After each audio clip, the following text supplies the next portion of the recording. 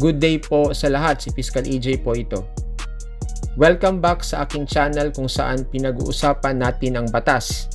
Hindi lang para sa mga law students, kundi para sa lahat ng gustong maintindihan ito in a way that actually makes sense.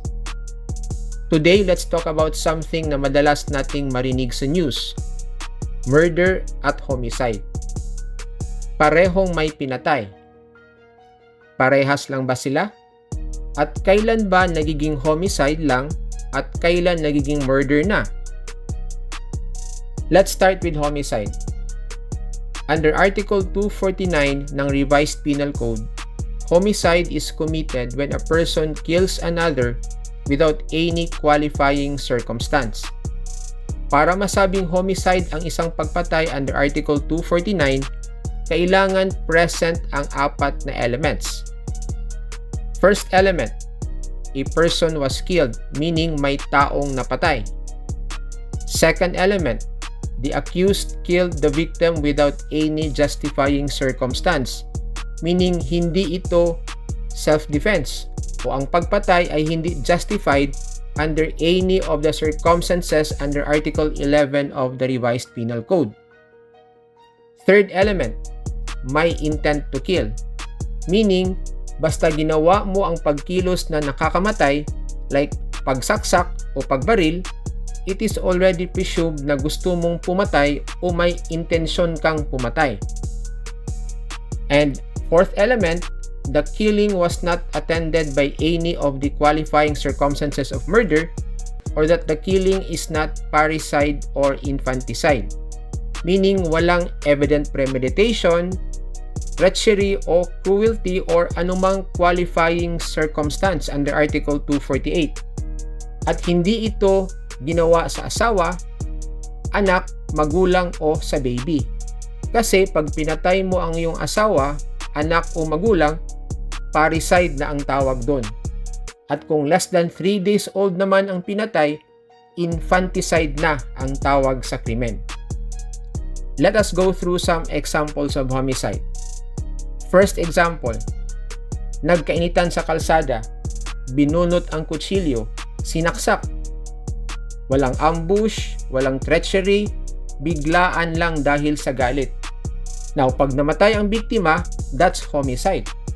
Usually, ito yung mga situations na spur of the moment, biglaan, dala ng init ng ulo. Another example, nagkainitan sa inuman, uminit ang ulo, nagkatulakan, hanggang sa may nasaksak. Again, biglaan lang, dala ng bugso ng damdamin. That is homicide. Now, let's talk about murder. Under Article 248, murder is also killing, pero may qualifying circumstance that makes it more serious. Ito yung mga pagpatay na may halong panlilinlang, pagpaplano o matinding kalupitan. Narito ang mga qualifying circumstances na kapag present ay ginagawang murder ang isang pagpatay. Number 1, with treachery. Yung inatake ang biktima na hindi siya makakaganti, like ambush o biglang saksak o baril sa likod. Kasama rin dito ang taking advantage of superior strength with the aid of armed men, or using means to weaken the defense or ensure impunity. Number 2, in consideration of a price, reward, or promise. Gaya ng pagpatay kapalit ng pera. Murder for hire style, kumbaga. Number 3, by means involving great waste or ruin. Tulad ng pagpatay gamit ang apoy, poison, explosion, pagbangga ng sasakyan, o ibang mapaminsalang paraan.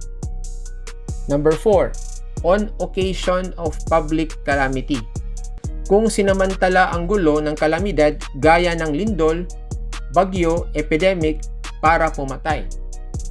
Number 5, with evident premeditation, meaning pinag-isipan at plinano bago isagawa ang pagpatay. And number 6, with cruelty, kung pinahirapan muna ang biktima bago patayin. Now, for a quick comparison, let's again break it down. Pag homicide, ito ay simpleng pagpatay lang, walang qualifying circumstance. Pero pag murder, ito yung pagpatay na may qualifying circumstance gaya ng treachery, evident premeditation, cruelty, etc. So, kung may napatay, ang tanong ng batas ay hindi lang sino ang pumatay, kundi paano pinatay ang biktima. Ayan, now you know the difference between homicide and murder. Hindi lang yan basta catchy word sa headlines, kundi may malinaw na legal meaning sa ilalim ng batas. So yan lang po ang munting lesson natin for today, and see you in my next video. Maraming salamat po.